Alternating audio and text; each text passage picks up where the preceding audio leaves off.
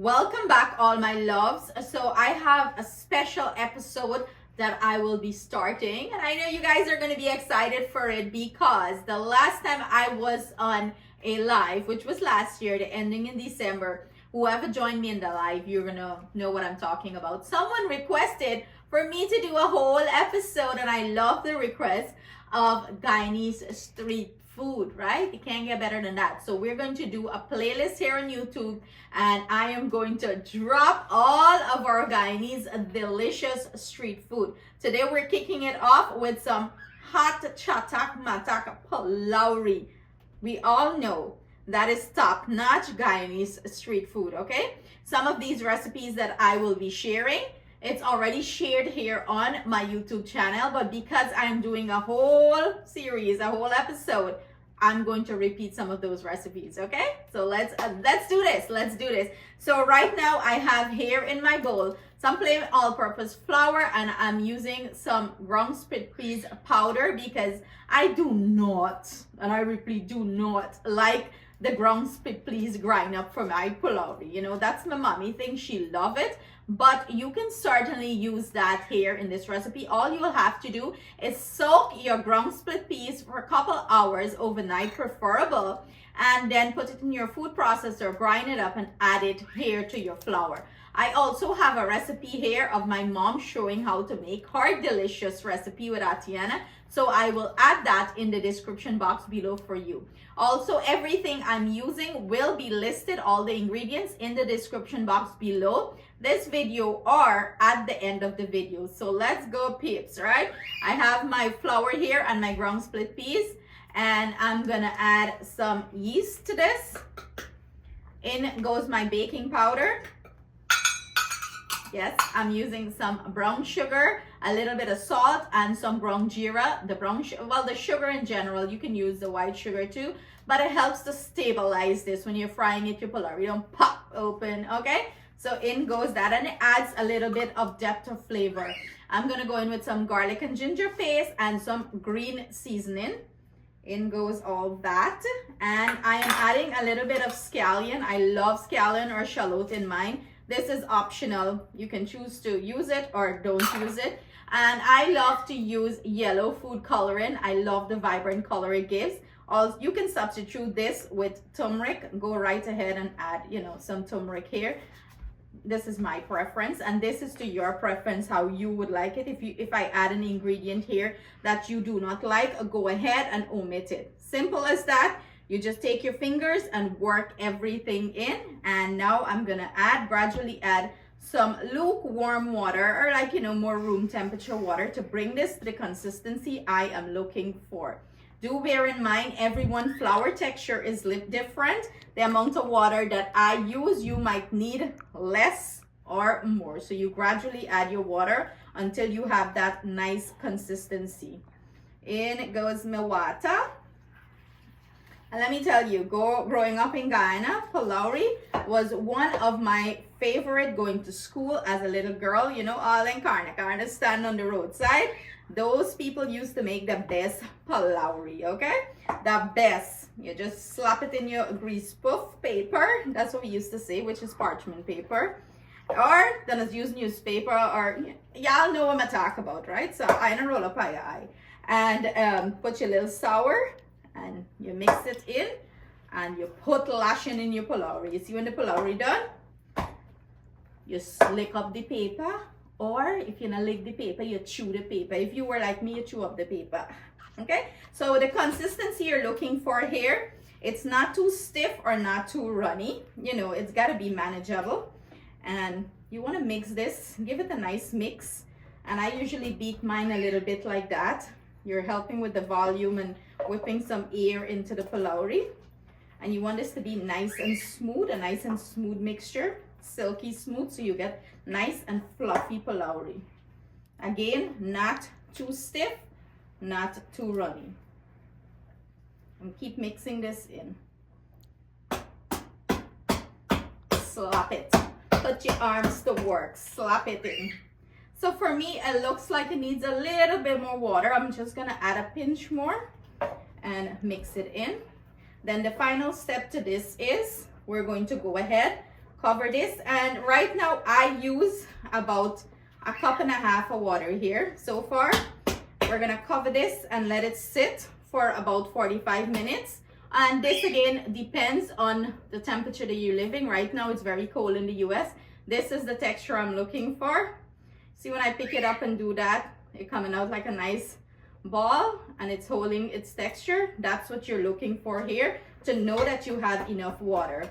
So I'm gonna cover this and let it poof for about 45 minutes to an hour. I brought you guys in close so you can see what the texture is looking like and how smooth and nice this batter is. You know, look at this. That's what you're looking for. It's holding its form. That's what you're looking for. And look how smooth and silky this batter is.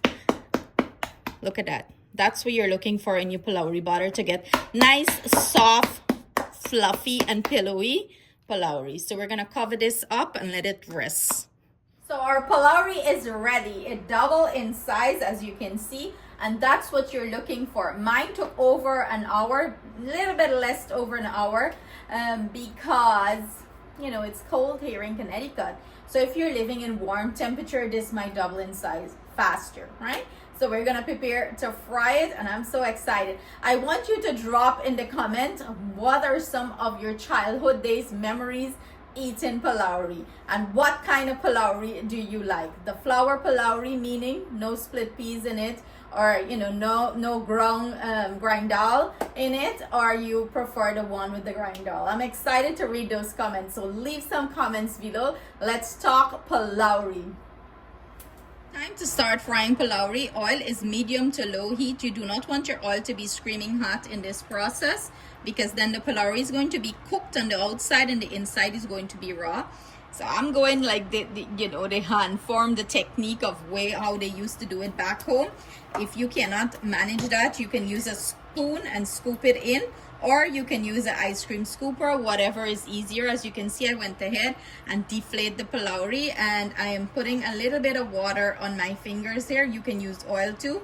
You don't want your hand to be too hot. Now you're gonna grab some. Listen, me not perfect, okay? And then you're gonna bring it here and you're gonna squeeze and you're gonna drop. Squeeze, drop. Get a little bit more butter. Squeeze, drop. We're trying to get nice round Pholourie, but I don't know, you know, I'm gonna see how it gonna come out.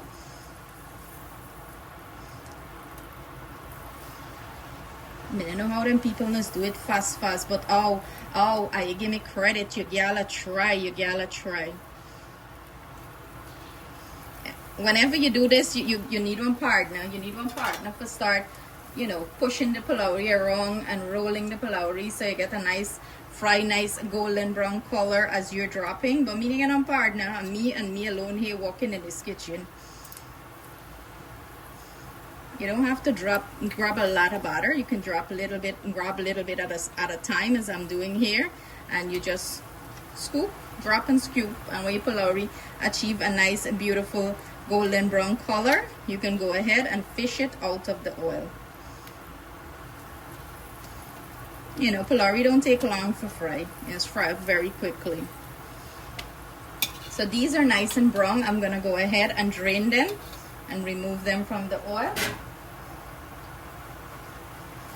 Whichever one look brown and nice, brown sugar, you drain them, dip them out and drain them. Ooh, my little water a leaky. My little water a leak. Can't wait for this to be finished to eat it with some nice mango sour. Let me know in the comment how you like yours, mango sour or tamarind sour, tamarind chutney. Let me know. You know, everybody have their preference. Let me know in the comment how you like yours. Some of them big, some of them small. Whatever, man, we're doing with thing, we're frying Pholourie. So I'm gonna continue doing this until I finish frying all the Pholourie, and then we're gonna taste test. You know, we gotta taste test this thing to make sure it tastes good, Nice, beautiful golden brown color. So here you have it, baby, our finished plated Pholourie. I did mine with mango sour.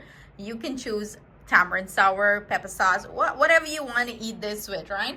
But we gotta break in, we gotta do the taste test. We gotta break into one. Look how soft this is, and as you can see, it's not even like that oily. And let's go in and break into one. And look how soft and fluffy this is looking inside. And all you do is dip. And you gotta break the Pholourie, okay? You gotta break the Pholourie and put that sour in between. And then we're going to taste this. Yeah, take a bite, take a bite, take a bite. Ooh, deliciousness here. Cheers, baby. Cheers.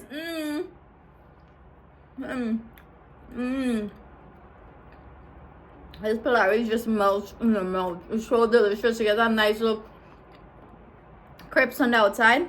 And it's so soft and delicious on the inside.